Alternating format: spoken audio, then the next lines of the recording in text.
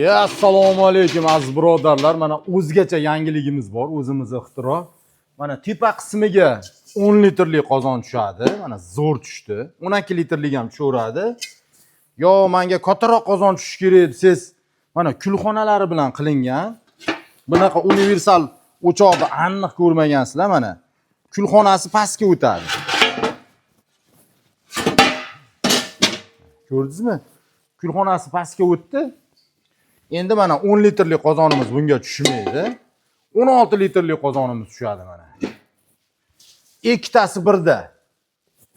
Buni kulxonasi betonga, asfaltga qo'yib ishlatsangiz ham bo'laveradi. Mana tushib chiqadi tepaga, pastga. Aylanganda aylanib qolaveradi.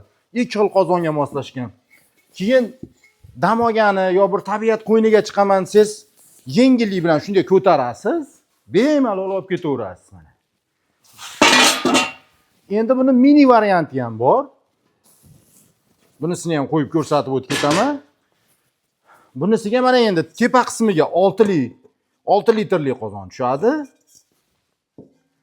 Tepa qismiga buni 10 litrlik qozonimiz tushmaydi. Bu kichkina oilalarga moslashgan. 10 litrlik qozon tushish uchun buni ham aylantirib olamiz mana. Bemalol aylanaveradi mana. Mana buni kulxonasini tushib chiqishi, kulxona qo'yganimizning sababi bunga betonga yoki asfaltga qo'yib ishlataverasiz, erib kuyib qolmaydi. Mana endi 10 litrlik qozon bemalol o'rnaydi. Ikkitasi birda bu o'choqlarimiz. Xo'p, o'choqlarimizni narxiga kelsak, bunisi 750 ming so'm, bunisi 450 ming so'm.